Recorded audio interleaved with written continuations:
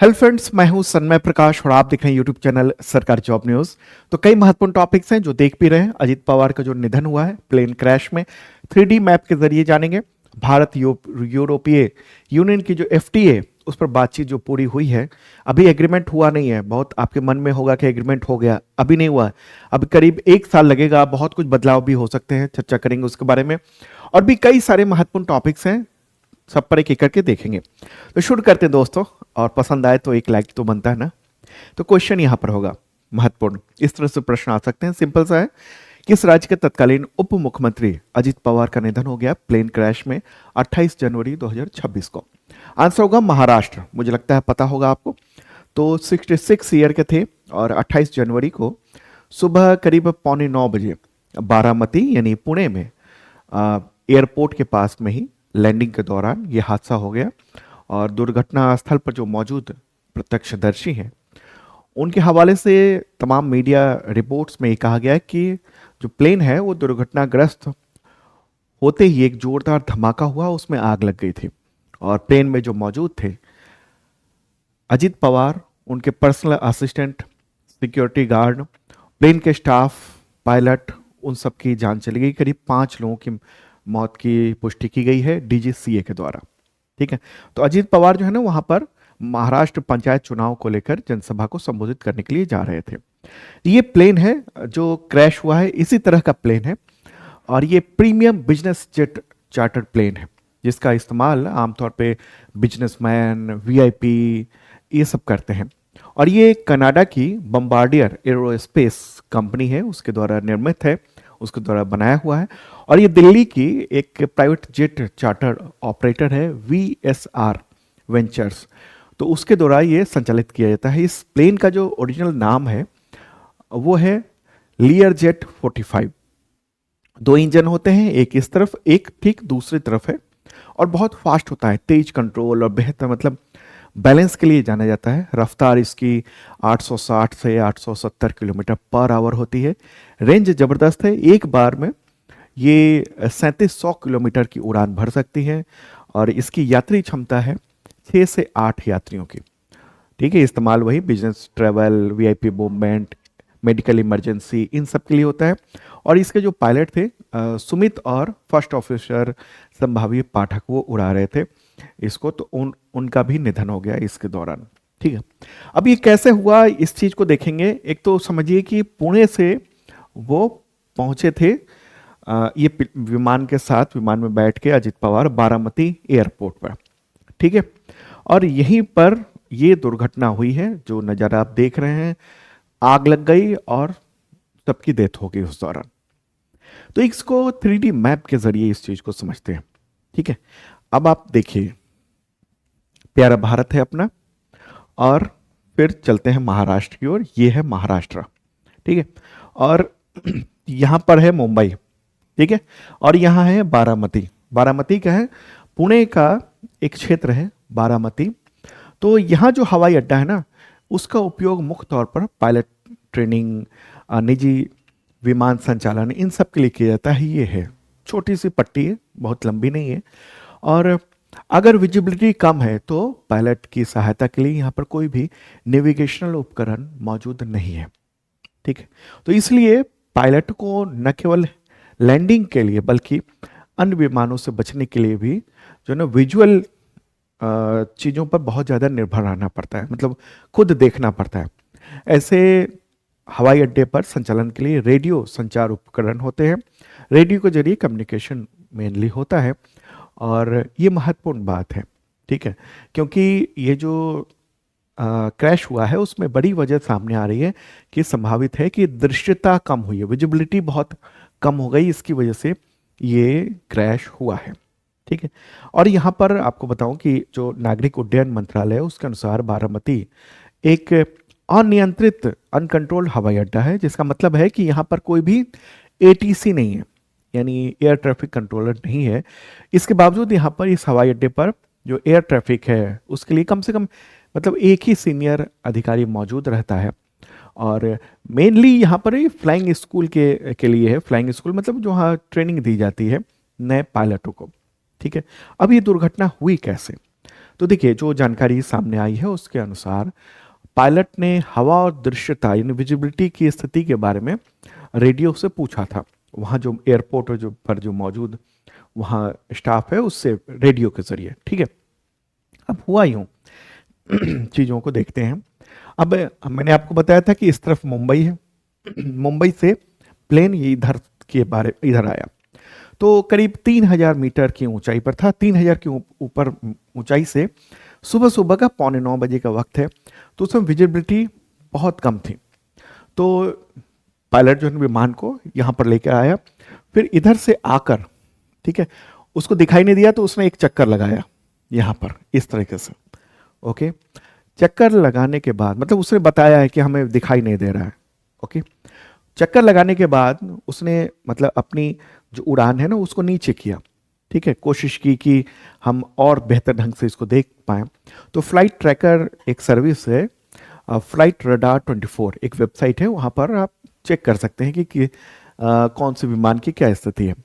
तो उससे भी ये पता चलता है। तो एक चक्कर तो लगाया और फिर बारामती जो एयरपोर्ट है उसकी ओर आगे बढ़ने लगा इस तरीके से। अगर हम इसको देखेंगे, मान लीजिए हम ऊपर से आ रहे हैं और उसे दिखाई दिया कि हाँ कुछ कुछ विजुअलिटी आ रही है, एयरपोर्ट सामने है।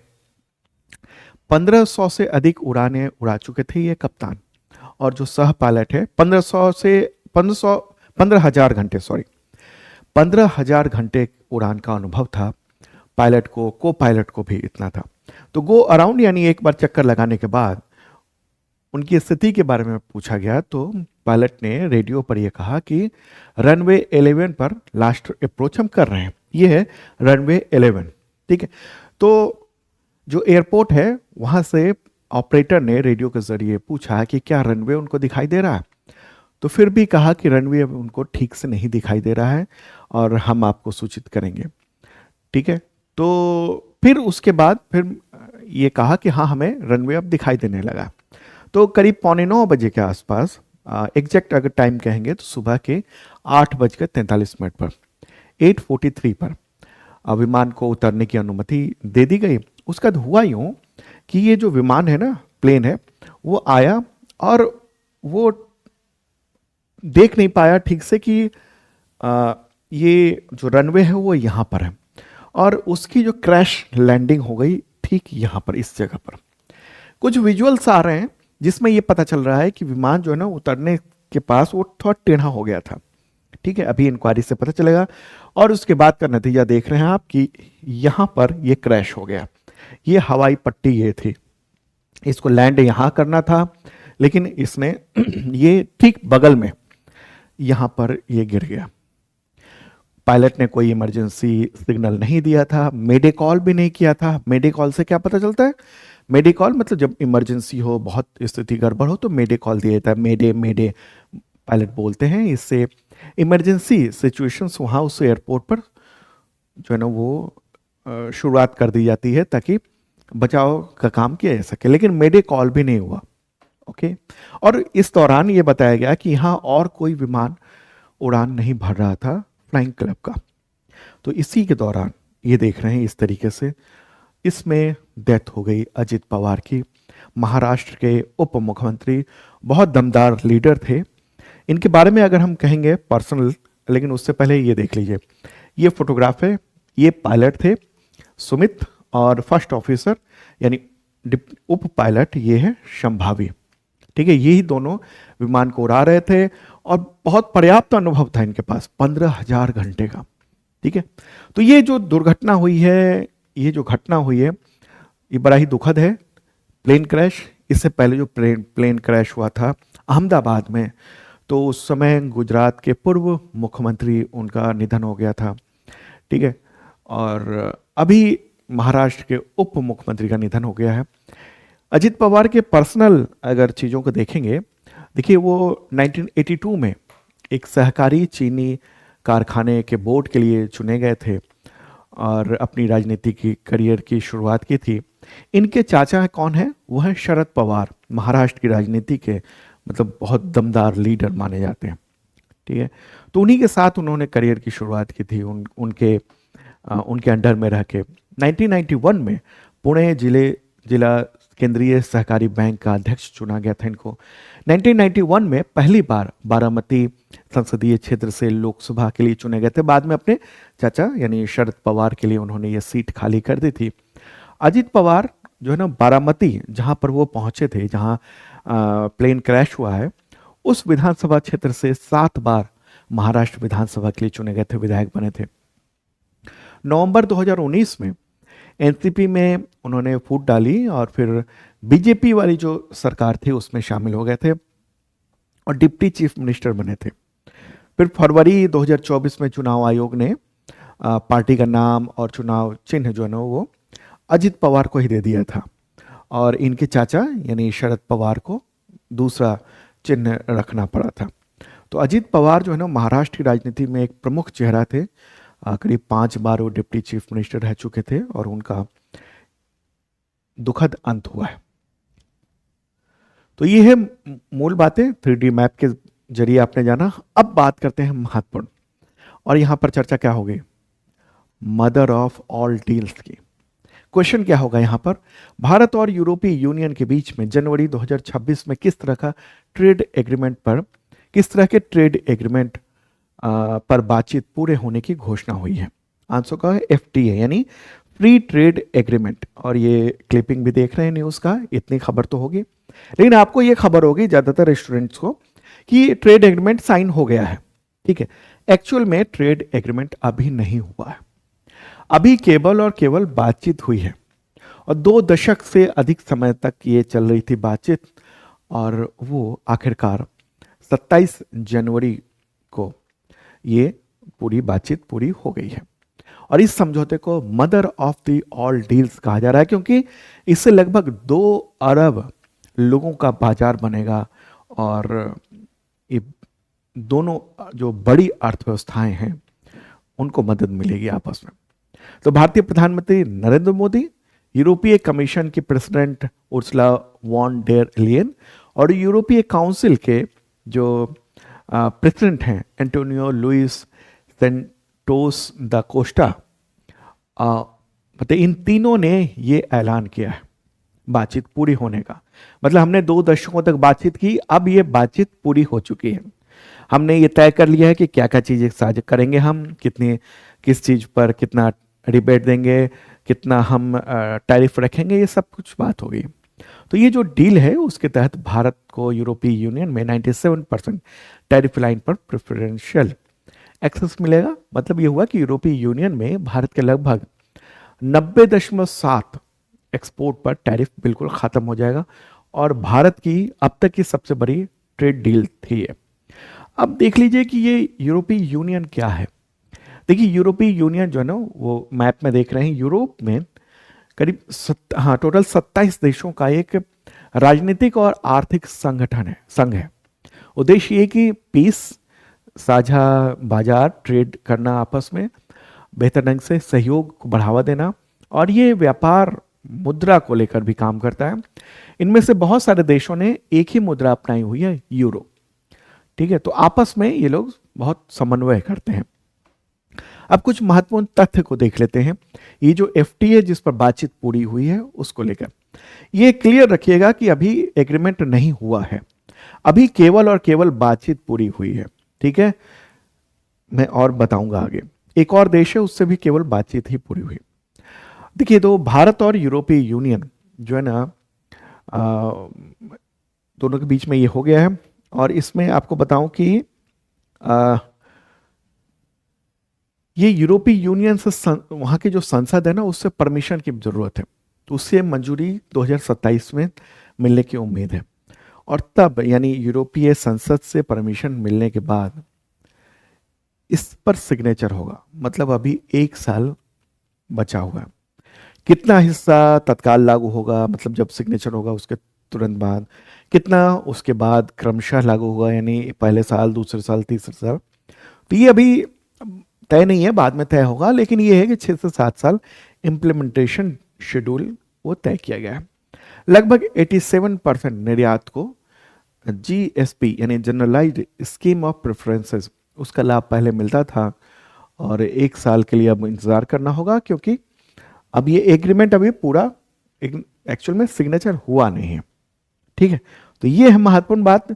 अब सवाल आपके मन में हो सकता है कि इससे यूरोपीय यूनियन को क्या फायदा होगा। ठीक है, और भारत को क्या फायदा होगा इस ट्रेड एग्रीमेंट अगर जब पूरा हो जाएगा उसके बाद। तो देखिए, पहले ईयू की बात कर लेते हैं। ईयू मतलब यूरोपीय यूनियन। उसको जो ना ऑटोमोबाइल कंपनियों को बाजार चाहिए, वहाँ की जर्मन कार कंपनी है और भी कई सारे देशों के कंपनियां हैं, उन सबको बाजार चाहिए। तो जब एग्रीमेंट लागू हुआ तो क्या होगा कि ऑटो के यानी जो कार है, जो हाई प्राइस जो यूरोपीय यूनियन की कारें हैं उन पर अभी 100 से 110% ड्यूटी लगती है, जो 40% पे आ जाएगा। उसके बाद फिर कुछ सालों में वो 10% तक आ जाएगा, मतलब वो बहुत सस्ती हो जाएगी। वाइन और स्पिरिट्स, शराब, जो विदेशी महंगी शराबें हैं यूरोप से जो आती हैं, अभी उस पर 100 से 125% तक का टैरिफ लगता है। तो वो 10-15 सालों में वो कम हो जाएंगी और प्रीमियम ब्रांड्स पर तो तुरंत ही ड्यूटी बिल्कुल कम कर दिया जाएगा। ठीक है, ये है महत्वपूर्ण बात। औसत ड्यूटी 9 to 10% के आसपास होगी। और जो ऑटो पार्ट्स हैं, अभी क्या है ना, बहुत सारी जैसे मर्सिडीज, BMW, कुछ महंगी कारें तो वहाँ से सीधे आती हैं। तो लेकिन उस पर क्या होता है कि 100%, 110% इतने टैक्सेस लग जाते हैं। तो उन सब कंपनियों ने टैक्स बचाने के लिए क्या हुआ, यहाँ पर असेंबली लाइन खोली हुई है, जिससे वहाँ से पार्ट्स बन के आए और यहाँ पर उसको असेंबल कर दिया गया। ठीक है, और फिर मार्केट में उतार दिया गया। इससे क्या है, टैक्स बचत होती है। लेकिन फिर भी ऑटो पार्ट्स पर 35% है, प्लास्टिक, केमिकल्स, इन सब पर भी टैक्स है, तो वो सब कम कर दिया जाएगा। तो इससे क्या होगा, वो जो कारें हैं वो सस्ती हो जाएंगी। ठीक है, भारत पर बड़ा दबाव था कि जो अ, अनाज है उस पर टैरिफ पर छूट दी जाए, मतलब भारत छूट दे। लेकिन चूंकि भारत का बेस ही यही है, जो पूरी अर्थव्यवस्था वो एग्रीकल्चर पर बड़े तौर पर जो है ना वो है, उसी पर बेस्ड है, तो भारत ने शायद उस पर अभी छूट नहीं दी है। ठीक है, अब देखते हैं हम कि भारत को क्या फायदा होगा। ये सब बेसिक चीजें हैं, थोड़ा आपको लग रहा होगा कि मैं लंबा खींच रहा हूं, लेकिन जो महत्वपूर्ण चीजें हैं वो जानना जरूरी है। क्योंकि जैसे मैंने प्रश्न दिया ना, ऐसा कुछ जरूरी नहीं है कि सीधे वही प्रश्न आए कि किस यूनियन के साथ हुआ है या उसको क्या कहेंगे। ये सवाल होते हैं, लेकिन अंदर से भी पूछे जा सकते हैं कि ये बताइए क्या है। ठीक है, तो ये अब देख लेते हैं कि भारत को फायदा क्या है। देखिए, बेस लाइन टैरिफ जो है ना वो कम हो जाएगा। यूरोपीय यूनियन औसतन 3 to 4% टैरिफ जो है ना वो टेक्सटाइल, लेदर, इंजीनियरिंग गुड्स पर वो लगाती हैं। 3-4% टैरिफ टेक्सटाइल, लेदर पर, और इंजीनियरिंग गुड्स पर 10% तक लगाती हैं। हाँ, तो ज़्यादातर textile, apparel, leather, footwear, James, James मतलब गहने वगैरह जो हो गए ना वो जेम्स, ज्वेलरी, हीरा वगैरह। तो इसके अलावा लेदर, फुटवेयर, इलेक्ट्रॉनिक, केमिकल, इन सब पर क्या होगा कि 0% टैरिफ हो जाएगा।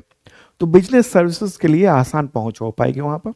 यूरोपीय यूनियन में भारत के लगभग 90.7% एक्सपोर्ट पर टैरिफ जीरो हो जाएगा, यानी खत्म हो जाएगा। लेकिन एक चीज जो है ना उस पर छूट नहीं दी गई है। किस चीज पर छूट नहीं दी गई है, मैं आगे, हाँ, सीबीएएम।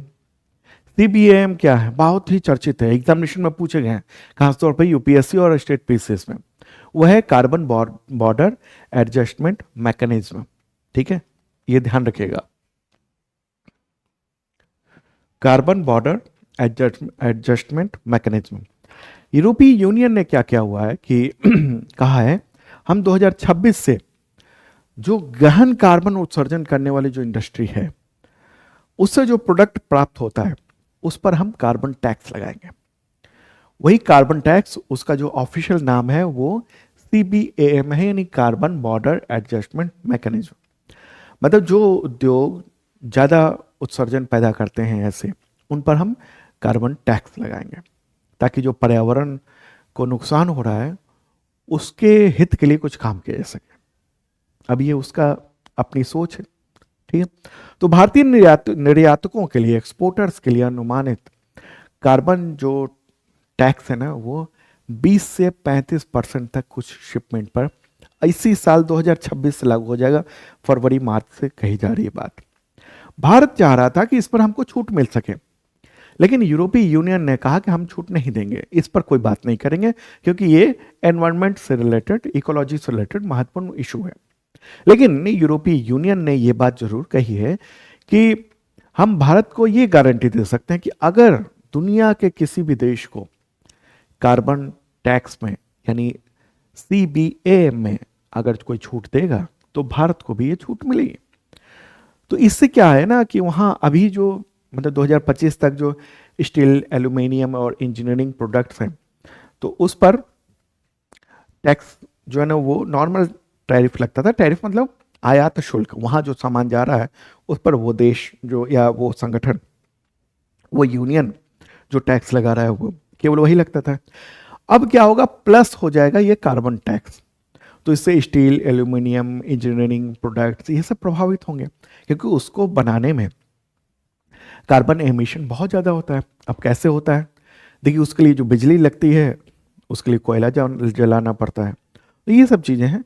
तो यही चुनौती है जो डील में भारतीय निर्यातकों के लिए फायदे को सीमित करता है यहाँ पर।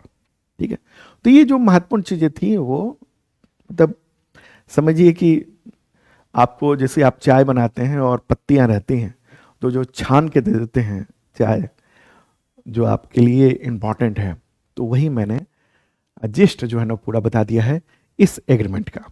ठीक है, अब एक दो कुछ और क्वेश्चन है जो एग्जामिनेशन में इस तरह से पूछे जा सकते हैं, उसको भी देख लेते हैं। जैसे इस तरह से पूछा जाएगा कि भारत और यूरोपीय यूनियन के बीच में फ्री ट्रेड एग्रीमेंट को इनमें से किसकी उपमा दी गई है, किसकी संज्ञा दी गई है? आंसर क्या होगा, mother of the all trade, all deals, mother of the all deals ये कहा जाएगा। ठीक है, तो जनवरी में समझौते पर जो बातचीत पूरी हुई है उसको यही कहा गया है, mother of the all deals. ये याद रखना है। क्यों कहा गया है, क्योंकि लगभग 2 अरब लोगों का बाजार बनेगा। ओके, और ये इसका ऐलान किसने किया, तो उर्सुला वॉन डेर लियन यानी यूरोपीय कमीशन के जो प्रेसिडेंट है उन्होंने किया। अब आप कहेंगे कि ये है क्या, ये आप मैं कभी यूरोपीय कमीशन कह रहा हूँ, कभी यूरोपीय यूनियन कह रहा हूँ, कभी यूरोपीय काउंसिल कह रहा हूँ, ये क्या है? देखिए, तो बेसिक चीज़ समझ लीजिए कि एक है मतलब 27 देश हैं और उन सब ने एक संघ बनाया, एक यूनियन बनाया, उसका नाम रखा यूरोपीय यूनियन। ठीक है, अब वो यूरोपीय यूनियन है तो उसका कुछ स्ट्रक्चर भी होगा ना पूरे उस गवर्निंग के लिए। तो उसके लिए 2 चीज़ें बनाई गई, एक यूरोपीय कमीशन बनाएगा जिसका प्रेसिडेंट है उर्सुला वॉन डेर लियन, और एक है यूरोपीय काउंसिल। ठीक है, तो ये दोनों जो है वो चीज़ों को रखते हैं, एक राजनीतिक चीज़ों को देखता है और एक बाकी चीज़ों को वो देखता है। ठीक है, तो अब ये जो mother of the all deals है, मतलब क्या हुआ, ये दुनिया के दूसरी और चौथी जो बड़ी अर्थव्यवस्था है, दूसरी है दुनिया की दूसरी अर्थव्यवस्था है यूरोपीय यूनियन, और चौथी जो बड़ी अर्थव्यवस्था है वो कौन है, वो है भारत। तो इन दोनों दिग्गजों की एक मतलब एग्रीमेंट की एक कहानी है। ठीक है, इससे क्या होगा, मतलब इस एग्रीमेंट के जरिए दुनिया का 1/3 ग्लोबल ट्रेड यहाँ मतलब कवर होगा इसके जरिए। ठीक है, तो ये महत्वपूर्ण बातें हैं। अब हम लोग देख लेते हैं कुछ महत्वपूर्ण चीजें कि पिछले कुछ सालों में कौन कौन से महत्वपूर्ण ट्रेड एग्रीमेंट हुए हैं, क्योंकि एग्जामिनेशन में पूछा जाएगा। तो देखिए, ये देखिए अभी जो है वो यूरोपीय यूनियन के साथ एफटीए की बातचीत फाइनल हुई है। ठीक है, अभी एग्रीमेंट नहीं हुआ, ये ध्यान रखिएगा आप, अभी बातचीत फाइनल हुई है, उसको mother of the all trade deals कहा जा रहा है 2026 में। इससे पहले न्यूजीलैंड के साथ हुआ, वो भी अभी बात फाइनल हुई है। इस यहां भी न्यूजीलैंड के साथ भी एग्रीमेंट नहीं हुआ है अभी, वो बात फाइनल हुई है और इस साल 2026 में ही ये एग्रीमेंट साइन हो जाएगा। जस्ट 9 मतलब एक उससे पहले 9 महीने पहले ही एक और एग्रीमेंट हुआ था। तो एक तो ये दूसरा हो गया। ठीक है, तीसरा है जो ओमान के साथ हुआ CEPA, वो हुआ 2025 में ही। फिर यूके के साथ जबरदस्त बड़ा ट्रेड एग्रीमेंट है और उसमें भारत को फायदा हुआ। उससे पहले ट्रेड एग्रीमेंट जो हुआ है वो हुआ है EFTA के बीच में, जो यूरोपीय यूनियन के कुछ जो 4 मेंबर्स हैं उनके बीच में ये हुआ है। ठीक है, यूरोपीय यूनियन ने यूरोप के 4 देश, ठीक है, तो उसकी और भारत के बीच में हुआ, उसको टीईपीए हो गया, ये एग्रीमेंट हो गया। फिर ऑस्ट्रेलिया से भारत का हुआ, फिर यूएई से हुआ और मॉरिशस से ये ट्रेड एग्रीमेंट ये हुआ है। पिछले 6 सालों में ये 7वां ट्रेड एग्रीमेंट पर मतलब हम लोग कदम लगभग पूरा कर चुके हैं। ठीक है, तो ये ही भी पूरी लिस्ट मैंने पीडीएफ में दे दिया है। अब कितने प्रकार के होते हैं यहाँ पर आप देखेंगे ना, ये एफटीए लिखा हुआ है, फ्री ट्रेड एग्रीमेंट, और कहीं सीईपीए लिखा हुआ है, कहीं पर टीईपीए लिखा हुआ है, सीईपीए लिखा हुआ है। अब ये क्या है, देखिए कई तरह के व्यापार समझौते होते हैं और ये इसका आर्थिक महत्व होता है, क्योंकि वैश्विक जो अनिश्चितताएं हैं, जैसे अभी ट्रंप एडमिनिस्ट्रेशन यानी अमेरिका के जो राष्ट्रपति हैं उनके द्वारा रोज नए नए बयान दिए जाते हैं, उसकी वजह से बहुत ही अनिश्चितता है। भारत पर 50% टैरिफ लगा हुआ है, तो ऐसे में अभी क्या है ना, भारत ज़्यादातर जो व्यापार फायदे में देख रहा था वो अमेरिका को ही देख रहा था। अब भारत को अपनी जो व्यापार ट्रेड है ना उसका विविधीकरण करना पड़ रहा है, मतलब डिसेंट्रलाइजेशन करना पड़ रहा है कि हम कई देशों के साथ व्यापार करें ताकि बेहतरीन ढंग से और एग्रीमेंट कर लें, ताकि एक अगर बदमाशी करे तो हम बाकी जगहों से देखें। ठीक है, तो ये एग्रीमेंट किया जाता है। अब आमतौर पर जो ट्रेड एग्रीमेंट होता है उसको एफटीए कह दिया जाता है, लेकिन एफटीए का मतलब क्या होता है? एफटीए का मतलब ये होता है पूरी तरह से लगभग सभी सामानों और सेवाओं पर सीमा शुल्क नहीं लगता है। एक तो जो कारगर जो एफटीए है वो श्रीलंका के साथ है। श्रीलंका को हम जो एक्सपोर्ट इंपोर्ट करते हैं उस पर 0% ड्यूटी लगता है। उसके बाद फिर न्यूजीलैंड और यूरोपीय यूनियन से बातचीत फाइनल हो गई है कि हम उससे भी एफटीए कर रहे हैं। दूसरा एक और होता है सीईटी है, यानी comprehensive economic and trade agreement. ये नई पीढ़ी के व्यापक व्यापार समझौते हैं, जैसे यूनाइटेड किंगडम के साथ हुआ। इसमें क्या होता है, इसमें गुड्स यानी वस्तु, सर्विसेज और निवेश सहयोग का एग्रीमेंट किया जाता है। ठीक है, निवेश भी आएगा उसमें। अगला है सीईसीए यानी कॉम्प्रिहेंसिव इकोनॉमिक कॉपरेशन एग्रीमेंट। इसमें इकोनॉमिक और इन्वेस्टमेंट कॉपरेशन भी होता है, जैसे ऑस्ट्रेलिया और सिंगापुर के साथ अलग अलग हुआ है। ठीक है, अगला क्या है, CECPA comprehensive economic cooperation and partnership agreement. यहाँ पर पार्टनरशिप की बात है, यानी द्विपक्षीय सहयोग की गहराई को दिखाता है, जैसे कि भारत और मॉरिशस के बीच में हुआ है। फिर सीईपीए जो है ना कई देशों के साथ हुआ है। यह कॉम्प्रिहेंसिव इकोनॉमिक पार्टनरशिप एग्रीमेंट, जैसे भारत, कोरिया, इसके अलावा जापान, इन सब के साथ है। फिर पीटीए प्रेफरेंशियल ट्रेड एग्रीमेंट, मतलब कुछ खास वस्तुओं पर टैक्स हटा दिया जाता है, जैसे भारत और थाईलैंड के बीच में जो समझौता है।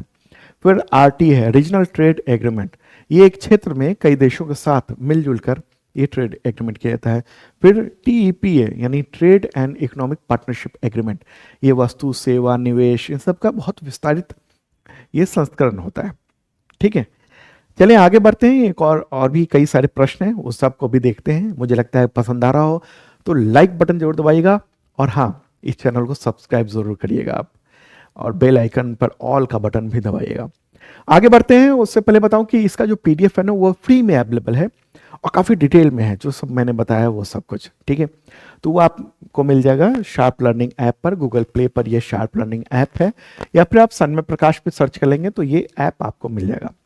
और यहाँ पर जब आप ओपन करेंगे तो फ्री वाला जो कंटेंट का ऑप्शन है वहाँ पर से आप आज का और डेली का जो करंट अफेयर्स होता है फ्री होता है, वो डाउनलोड कर सकते हैं, हिंदी और इंग्लिश दोनों लैंग्वेज में।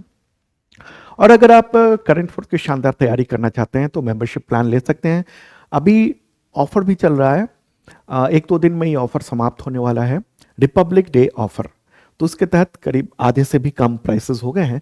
एक बेसिक मेंबरशिप है जो कि एसएससी, टीचर, रेलवे, पुलिस, इन सब के लेवल का है, और दूसरा आईएसपीसीएस लेवल का, ये यूपीएससी और स्टेट पीसीएस लेवल का ये करंट अफेयर्स की तैयारी कराई जाती है। और इसमें क्या मिलता है आपको, पीडीएफ, वीडियो और टेस्ट मिलता है करंट अफेयर्स के, वीकली, मंथली, क्वार्टरली, ईयरली, मतलब पिछले 2 सालों के भी मिल जाएंगे आपको, 24-25 का भी मिल जाएगा, और 2026 का पूरा आपको मिलेगा कंटेंट। ठीक है। तो ये पीडीएफ भी कई तरह के होते हैं, हिंदी इंग्लिश, और वो भी उसमें वीडियो के लिंक भी होते हैं, ताकि जैसे विजुअली चीज़ों को समझे ना। अजीत पवार वाला आपने विजुअली समझा, तो ये अगर देखना है तो क्लिक किए और वीडियो ओपन हो जाएगा वहीं से। ठीक है, तो ये काफ़ी काम आएगा आपके, ज्वाइन कर सकते हैं। शार्प लर्निंग ऐप है, ये देख सकते हैं आप। गूगल प्ले पर जाइए, सर्च कीजिए, या फिर इस वीडियो के डिस्क्रिप्शन में मैंने लिंक दे दिया है। अगला क्वेश्चन यहाँ पर होगा, ट्रेड से ही रिलेटेड है। भारत और यूरोपीय यूनियन के बीच फ्री ट्रेड एग्रीमेंट यानी एफटीए पर 2 दशक लंबी बातचीत पूरी हुई, तो ये कब से लागू होगा एक्चुअल में? तो ये संभावना ये है कि 2027 में लागू हो जाए। क्यों इतना टाइम? क्योंकि इसके लिए बहुत सारी औपचारिकताएं होती हैं। यूरोपीय यूनियन से जो है ना ट्रेड एग्रीमेंट करना बहुत ही मुश्किल होता है। कई के देशों को तो 2 साल, 3 साल, 5 साल, 6 साल तक लग जाते हैं, मतलब वो फाइनल बातचीत होने के बाद। क्योंकि अब क्या है ना कि ये चीजें यूरोपीय संसद में जाएंगी। अब आप कहेंगे यूरोपीय संसद भी होता है? हाँ, कुछ बच्चों को पता होगा, कुछ को नहीं पता होगा। देखिए, एक तो तमाम देश हैं, उनकी अपनी संसद है, और एक पूरे यूनियन की संसद है, जो अलग अलग देशों से वहां से चुन के आते हैं। तो वो बैठेंगे और फिर वो फैसला करेंगे कि ठीक है, हम इसको मंजूरी दें या न दें। ठीक है। अब एक और चीज में, हाँ ये तो 2027 में होगा। अब महत्वपूर्ण बात एक और है। देखिए, यूरोपीय यूनियन और इंडिया के बीच में गहरी बैठक भी हुई है, मीटिंग भी हुई है, और 13 आउटकम सामने आए हैं। ठीक है, ये भी जानना जरूरी है क्या क्या 13 जो आउटकम है वो है। ये पूरी लिस्ट मैंने यहाँ पर दी है 13 आउटकम्स की, मतलब जो 13 नतीजे निकले हैं उन सब की। इन सब के बारे में शॉर्ट में देख लेते हैं। जैसे पहला जो आउटकम निकला है, जो पहला नतीजा निकला है कि 2030 की ओर भारत और यूरोपीय यूनियन एक संयुक्त रूप से व्यापक रणनीतिक एजेंडा तैयार करेगा। इससे क्या होगा कि हमारा ट्रेड और इन्वेस्टमेंट टाई जो है ना वो और मजबूत होगा, सप्लाई चेन और बेहतर होगा। ठीक है, फास्ट ग्रीन ट्रांजिशंस होंगे, ये सब चीजें हैं। ठीक है। दूसरा क्या है, इंडिया और यूरोपीय यूनियन के बीच में एक तो मुक्त व्यापार समझौता यानी फ्री ट्रेड एग्रीमेंट, उसकी बातचीत पूरी हो गई है, ये ट्रेड के लिए। ठीक है। अगला क्या है, ये सिक्योरिटी और डिफेंस पार्टनरशिप, इसको पूरा मतलब किया गया है। हम इंडिया और ईयू के बीच में डिफेंस इंडस्ट्री के को फायदा पहुंचाएंगे एक दूसरे को। ठीक है, तो अपॉर्चुनिटी भी यूरोपीय यूनियन भारत को देगा, जो इंडियन डिफेंस कंपनीज है उन सबको। ठीक है, ताकि हम वहां भी सामान अपना बेच सकें। ओके, अगला क्या है, comprehensive framework on corporation on mobility, मतलब हम लोग मतलब फ्री मूवमेंट हो सके, स्किल जो पर्सन है उन सब का, और जॉब भारतीयों को बेहतरीन ढंग से मिल सके। फ्री मूवमेंट मतलब वो नहीं कि हम चुप बिना वीजा के वहां पर चले गए, ऐसा नहीं है। वीजा तो उन देशों से लेना पड़ेगा। ठीक है, लेकिन ये है कि जाना मेरा आसान होगा भारतीयों का वहां पर। अगला क्या है, agreement between NDMA and director general of European civil protection and humanitarian aid operation यानी DGECHO। तो ये रिस्क डिजास्टर रिस्क मैनेजमेंट को लेकर ये चीज़ें तय हो गई हैं, एग्रीमेंट हो गया है दोनों, यानी भारत का जो एनडीएमए है और वहाँ का जो DGECHO है, दोनों एक दूसरे की मदद करेगा। ओके, अगला क्या है, comprehensive cooperation between RBI and European securities and market authority. ये दोनों के बीच में ये हुआ है कि जो बैंक हैं, यूरोपियन बैंक हैं और इंडियन बैंक हैं, उनके बीच में जो सेटलमेंट है मुद्रा का, वो तेजी से हो सके, इसके लिए एग्रीमेंट हुआ है। अगला है agreement on advance electronic signature and seals. जो इलेक्ट्रॉनिक सिग्नेचर है, मुहर है, तो ये दोनों जो देश हैं ना वो एक दूसरे के उसको मान्यता दे, इन सब को लेकर और बेहतरीन ढंग से ये बात कही गई है। ठीक है, अगला है renew of India EU agreement on scientific and technological corporation for the period of 2025-30। 5 year का रिन्यूअल हो गया है। इससे साइंस एंड टेक्नोलॉजी के बीच का जो कॉपरेशन है वो और बेहतर ढंग से आगे हम लोग बढ़ेगा। तो इससे इंडियन जो रिसर्च है और इंस्टीट्यूशंस हैं उन सबको, यूरोपीय जो इंस्टीट्यूट्स हैं उसका फ़ायदा मिलेगा भारत को। अगले का है constitution of green hydrogen trade force, मतलब एक ग्रीन हाइड्रोजन टास्क फोर्स है ये, तो इसको बनाया जाएगा दोनों देशों के बीच में, ताकि हम बहुत तेजी से ग्रीन हाइड्रोजन की ओर आगे बढ़ सकें। ठीक है, अगला क्या है, launch of negotiations for an India EU security information agreement. तो ये हुआ है कि इंफॉर्मेशन एक्सचेंज किया जाएगा, नेशनल सिक्योरिटी को और बढ़ावा दिया जाएगा, इन सब की चीज़ों की बात है। अगला क्या है, launch of exploratory talks for India entering into association agreement with horizon यूरोपीय प्रोग्राम। तो ये साइंटिफिक कॉपरेशन को लेकर है कि रिसर्च कोलैबोरेशन ये सब हम लोग आपस में करेंगे। ठीक है, अगला क्या है, joint implementation of 4 projects under the India EU trilateral partnership. इसमें यह है कि डिजिटल इनोवेशन, स्किल हब ये सब बनाए जाएंगे इंडिया और वहाँ पर यूरोपीय यूनियन में फॉर वुमेन एंड यूथ। ये महत्वपूर्ण चीज़ें हैं। और 13 जो है ना, 13वां ये है कि यूरोपीय यूनियन जो ना पायलट लीगल गेटवे ऑफिस जो है ना वो बनाएगा इंडिया में, ताकि स्किल जो मोबिलिटी है, स्किल मोबिलिटी का मतलब क्या हुआ, मतलब भारत में जो प्रशिक्षित लोग हैं, स्किल्ड लोग हैं, वो यूरोपीय यूनियन के देशों में जा सकें, वहाँ जॉब कर सकें बेहतर ढंग से। तो इन सब के लिए भी ये एग्रीमेंट किया गया है, ताकि हम ईयू के तमाम देशों के साथ वीज़ा बेहतरीन ढंग से हम लोग को मिल सके, जल्दी मिल सके और मोबिलिटी हो सके, मतलब आना जाना ज़्यादा हो सके। उससे क्या होगा, दोनों एक तो यूरोपीय यूनियन को फ़ायदा होगा, भारत को भी फ़ायदा होगा। ये टोटल 13 आउटकम्स हुए हैं। अब आप कहेंगे इतना लंबा पढ़ने की क्या ज़रूरत है, जब प्रश्न पूछ देते हैं ना बीच से, तो आप कहेंगे कि ये कहाँ से प्रश्न आ गया, ये तो करंट अफेयर्स इस बार बहुत कठिन आ गया। तो इसलिए मैं थोड़ा सा डिटेल में बताता हूँ, लेकिन इतना भी नहीं कि दिन भर मैं कहानी कहता रहूँ। ठीक है आप लोग क्या बोलते हैं जरूर बताइएगा। चलिए अब आगे बढ़ते हैं, अगला क्वेश्चन, फटाफट ये वीडियो भी समाप्त करना है। अगला क्वेश्चन, किस खेल संगठन के पूर्व अध्यक्ष इंद्रजीत सिंह बिंद्रा का निधन हो गया 25 जनवरी 2026 को। बीसीसीआई कब से कब तक अध्यक्ष रहे थे वो, तो 1993 से लेकर 1996 तक वो प्रेसिडेंट थे बीसीसीआई के। और पंजाब क्रिकेट एसोसिएशन पर उनकी जबरदस्त पकड़ थी। 36 साल तक पीसीए यानी पंजाब क्रिकेट एसोसिएशन के जो चीफ रह चुके थे। मोहाली का जो शानदार क्रिकेट स्टेडियम है ना, उन्हीं के देन माना जाता है। और उसके बाद उन्हीं के सम्मान में आईएस बिंद्रा स्टेडियम नाम दिया गया था मोहाली स्टेडियम का।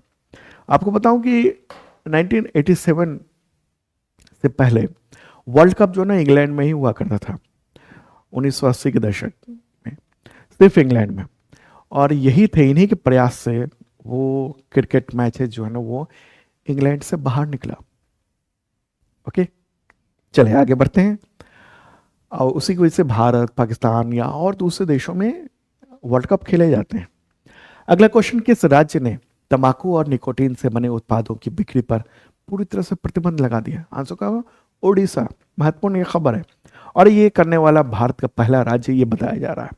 ठीक है, तो ये कंप्लीट बैन लगा दिया। हालांकि महत्वपूर्ण बात मैं बताऊं कि इसमें सिगरेट और बीड़ी इस लिस्ट में नहीं है। लिस्ट में क्या है, गुटखा, पान मसाला, जर्दा, खैनी और अदर जो तंबाकू और निकोटीन प्रोडक्ट हैं उन सब पर। सिगरेट और बीड़ी को इसमें शामिल नहीं किया गया। तो अब वहाँ पर यानी ओडिशा में इन सब चीज़ों का बेचना, ट्रांसपोर्टेशन करना अब बैन कर दिया गया है और बहुत बड़ी कार्रवाई की जाएगी। ओडिशा मैप में कहाँ है, ये वाला हिस्सा जो है ना वो है ओडिशा। ठीक है, ये है ओडिशा। और यहाँ के जो चीफ मिनिस्टर कौन है, मोहन चरण मांझी नाम है उनका। अगला क्वेश्चन लेते हैं, लेखक और सीनियर जर्नलिस्ट, बीबीसी के सीनियर जर्नलिस्ट रह चुके थे मार्क टली, सर मार्क टली कहिए, उनका निधन हो गया 25 जनवरी 2026 को। उन्हें कौन सा अवार्ड मिल चुका था? आंसर क्या होगा? नाइटहुड ब्रिटेन का, और पद्म भूषण मिला था 2005 में इनको मिला था पद्म भूषण, और 2002 में नाइटहुड का अवार्ड मिला था इनको। मार्क टली का जन्म हुआ था 1935 में कोलकाता में, भारत में, और शुरुआती पढ़ाई भारत में की उन्होंने। उसके बाद फिर इंग्लैंड चले गए थे वो। फिर वो मन हुआ पादरी बने, पृष्ठ बने। फिर उसके बाद फिर वहाँ उनको बताया गया कि नहीं, आप पादरी मत बनो, आप किसी दूसरे क्षेत्र में जाओ। तो फिर इन्होंने विचार छोड़ दिया, फिर ये कुछ और काम किया इन्होंने, फिर जर्नलिस्ट बने और भारत में आए। बहुत ही अच्छी हिंदी बोलते थे, और बीबीसी के करीब 30 साल तक भारत में चीफ रहे थे। इनके नेतृत्व में बहुत शानदार टीम थी बीबीसी की यहाँ पर। एक समय ऐसा आया था इंदिरा गांधी की सरकार के दौरान, इमरजेंसी में 1975 से 77 के बीच में, जब इनको भारत में प्रतिबंधित कर दिया गया था, तब प्रेस और बड़े सेंसरशिप जो है ना वो लगाई गई थी। ठीक है, तो इनका निधन हो गया, और इन्होंने बहुत सारी मशहूर किताबें भी लिखी थी, जैसे no full stops in India, India in slow motion, the heart of India, Amritsar Mrs Gandhi last battle 1985, India's unending journey 2008 में आई थी बुक। 2011 में एक बुक आई थी द रोड अहेड। उनकी लेटेस्ट बुक थी upcoming upcountry tales once upon a time in the heart of India, latest book थी। तो ये बुक की लिस्ट भी मैंने पीडीएफ में दे दिया है। कई बार जो मशहूर लोग होते हैं, जब उनकी डेथ होती है या उनको बहुत बड़ा सम्मान मिलता है ना, तो उनकी किताबों के बारे में भी पूछ लिया जाता है। तो आप देख सकते हैं पीडीएफ में। अगला क्वेश्चन, आईसीसी ने T20 वर्ल्ड कप 2026 में बांग्लादेश की जगह किस देश की टीम को शामिल किया है? आंसर क्या होगा? स्कॉटलैंड। तो 7 फरवरी से ये शुरू हो रहा है, और आईसीसी के अध्यक्ष हैं जय शाह। तो उन्होंने इसकी जानकारी दी है, ये ऐलान किया है कि स्कॉटलैंड को शामिल किया गया है बांग्लादेश की जगह। वजह क्या है? आपको पता है कि बांग्लादेश में हिंदुओं की हत्याएं हो रही हैं, और उसकी वजह से भारत और बांग्लादेश के बीच में तो तनाव हो गया है। तो बीसीसीआई ने, क्या हुआ था कि आईपीएल में बांग्लादेश के प्लेयर मुस्तफिजुर रहमान को अनुमति दी थी, और उसी का नतीजा था कि जब वो बिडिंग में आए थे, तो कोलकाता नाइट राइडर्स ने, यानी केकेआर ने उनको खरीद लिया था 9.2 करोड़ में। लेकिन फिर इस पर हंगामा हुआ। फिर बीसीसीआई ने कहा फिर 3 जनवरी को कि इनको टीम से बाहर कर दिया जाए, तो उसका बाहर कर दिया गया। इससे बांग्लादेश की जो एंट्रीम गवर्नमेंट है वहाँ की, और वहाँ का जो बोर्ड है, क्रिकेट बोर्ड, वो बौखला गया और अपने यहाँ आईपीएल के प्रसारण पर रोक लगा दी। और इसके बाद ये खिलाड़ियों ने कहा कि हमें सिक्योरिटी की प्रॉब्लम है, इस वजह से हम भारत में नहीं खेलेंगे, भारत की जगह और कहीं खेला जाए। ठीक है, तो उसके बाद फिर हुआ कि नहीं, खेलना तो यहीं पड़ेगा, आईसीसी ने कहा। और अंततः ये हुआ कि वो उनने मना कर दिया, तो फिर स्कॉटलैंड को शामिल कर दिया गया। ठीक है, तो स्कॉटलैंड जो है ना वो खेलेगा। स्कॉटलैंड कहाँ पर है? देखिए, मैं मैप के जरिए बताता हूँ। एक तो बांग्लादेश का मामला हो गया है, अब कहाँ पर चलते हैं? हाँ, अब चलते हैं यूरोप की ओर। और यूरोप में ना, ये आप देख रहे हैं, ये यूनाइटेड किंगडम। यूनाइटेड किंगडम जो है ना, मल्टी नेशनल कंट्री है। ठीक है, मल्टी नेशनल कंट्री, मतलब कई सारे देश हैं उसमें।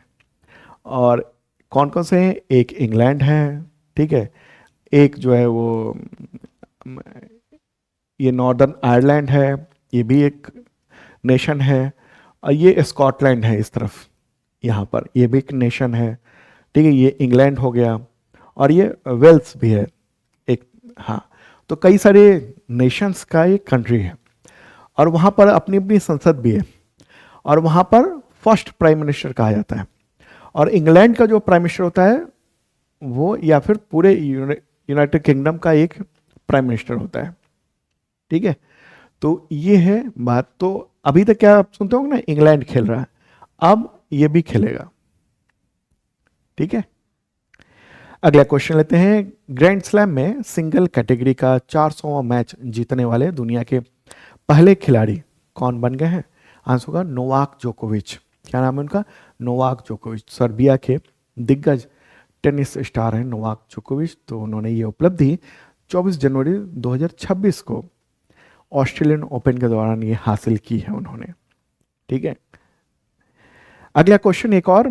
वुमेन्स प्रीमियर लीग यानी WPL में शतक लगाने वाली पहली खिलाड़ी कौन बनी है? आंसर होगा Nat Sciver Brunt. Mumbai Indians के लिए खेलते हुए उन्होंने 26 जनवरी को ये शतक लगाया है शानदार ढंग से। ठीक है, अब मूलतः ये इंग्लैंड से हैं नेट साइवर ब्रंट, और उन्होंने ये पहला शतक लगाया है WPL में। तो दोस्तों ये था इंपॉर्टेंट करंट अफेयर्स। और हाँ, इसका PDF जरूर डाउनलोड कर लेना शार्प लर्निंग ऐप से, वहाँ पर अवेलेबल करा दिया गया है। और अभी ऑफर चला, रिपब्लिक डे ऑफर समाप्त होने से पहले फ़ायदा उठा लें आप।